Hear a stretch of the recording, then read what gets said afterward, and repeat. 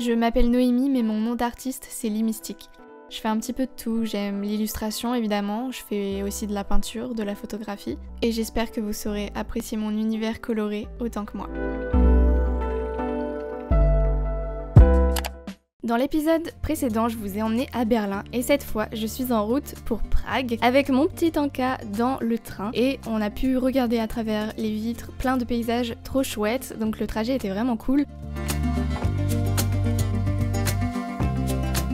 Et ensuite, dès qu'on est arrivé à Prague, c'était l'après-midi, donc on a pu commencer à se balader et en profiter. On a directement goûté une des plus grandes spécialités d'ici et je pense que j'ai tout de suite aimé cette ville.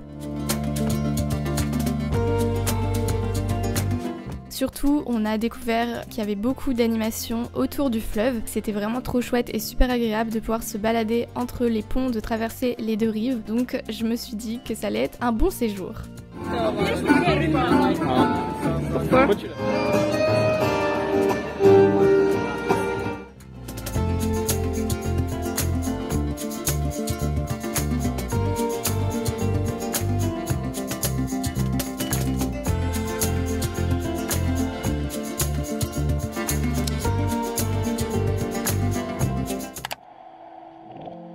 Ça y est, on est bien arrivé à Prague. On a pu découvrir un petit peu la ville hier parce qu'on est arrivé assez tôt par rapport à Berlin. On est arrivé vers 15h et quelques. Après le temps d'aller chercher les clés, etc.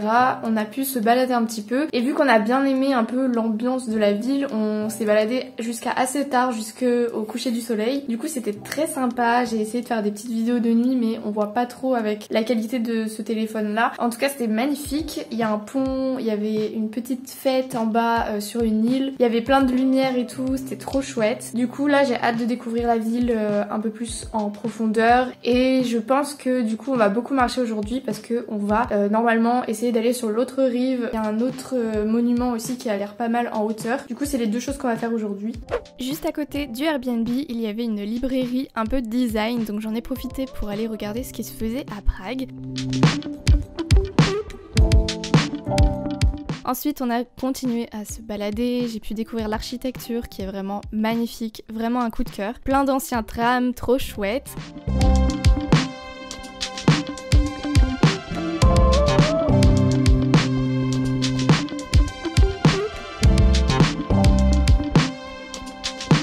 On a découvert le parc de Vojanovi Sadi qui est vraiment super agréable avec plein de pans en liberté, plein d'arbres fruitiers et il y avait même des super belles ruches qui étaient sculptées.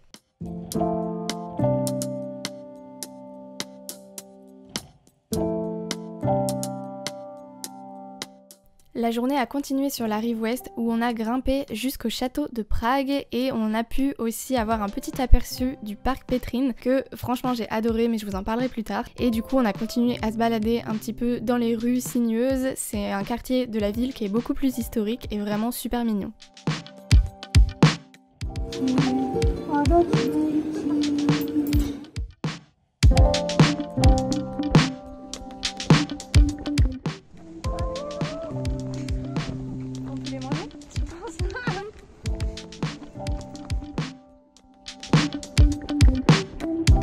Pour terminer la journée, on est redescendu en passant devant le mur Lénine et puis on a continué à se balader un petit peu au bord du fleuve. On a découvert l'île Kamba, très chouette aussi, et franchement c'était une super journée.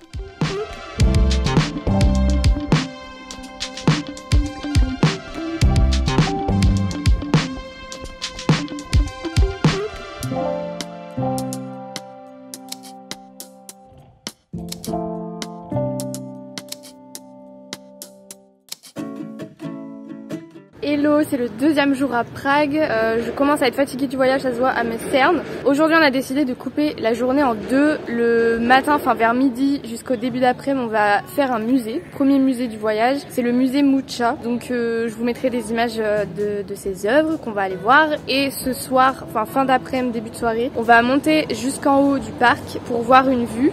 Et on va pique-niquer là-bas sûrement. C'est un parc qu'on a croisé hier déjà. Et on a décidé d'y retourner aujourd'hui, plus pour monter jusqu'en haut. Il y a un petit monastère en haut et voir la vue, etc. Bref, je vous emmène avec moi, c'est parti.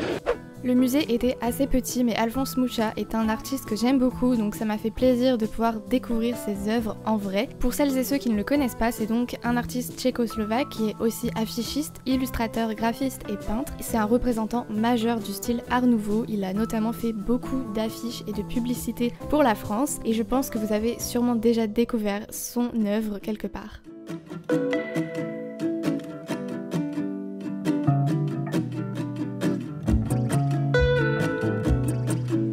Pour ce deuxième jour à Prague, le mot d'ordre était toujours de se balader et de se perdre un peu dans les rues pour découvrir les bâtiments absolument trop beaux. Franchement, c'est ce que j'ai le plus apprécié. On a découvert comme ça des petites boutiques et c'était vraiment chouette.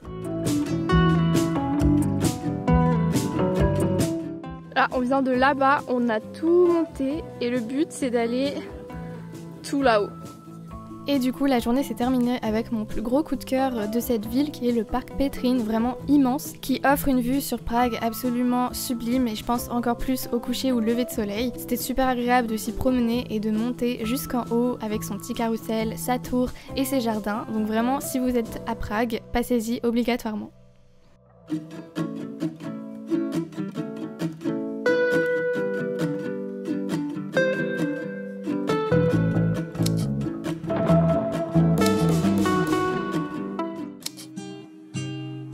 Du coup là on s'est reposé dans le parc qu'on avait fait le premier jour. On hésite un peu à ce qu'on va faire cet après-midi parce qu'il faut savoir que Prague ça se fait quand même assez rapidement en 2-3 jours. Du coup le dernier jour on n'avait pas forcément de programme défini et de base on devait sortir un peu de Prague pour aller voir des espaces plus naturels et en fait on a abandonné l'idée parce que c'était un peu plus compliqué niveau transport, trajet et tout ça pour y aller. On n'avait pas trop le courage en fait d'aller jusque là-bas, du coup on reste au sein de Prague mais on a vu un peu tout ce qu'il y avait à voir qui est le plus intéressant. Sinon on aurait bien aimé faire aussi du pédalo parce que c'est une activité qui est très touristique ici et qui se fait beaucoup, mais les prix qu'on avait vus datent d'il y a 3 ans. Entre temps donc il y a eu le Covid et les prix ont genre triplé, donc c'est pas du tout le même prix qu'avant et c'est pareil pour beaucoup de choses, notamment la nourriture. Prague reste bon marché mais il faut savoir que ça a augmenté par rapport à ce qu'on peut lire sur les blogs etc. C'était la petite précision que je voulais faire et si on se décide à faire quelque chose, évidemment je vous montrerai ça. Pour commencer la journée, on a goûté des knedlíky, c'est une spécialité tchèque qui est faite à base de pâte de farine de pommes de terre et c'est des petites boules qui sont fourrées avec une garniture soit sucrée soit salée. Franchement j'ai adoré et cette adresse en particulier fait énormément de goût donc je vous conseille de tester.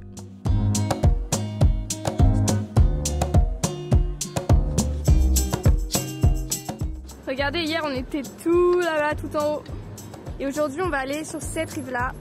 Et on va refaire tout comme ça.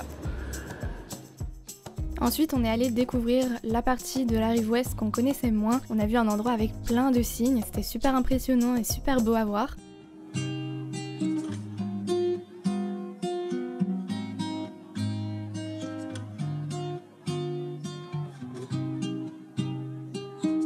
On était aussi obligé de découvrir la rue la plus étroite de Prague. Pas si impressionnant que ça en a l'air. Pour terminer la journée, on a profité d'un super coucher de soleil sur le fleuve et ça marquait la fin de notre séjour à Prague.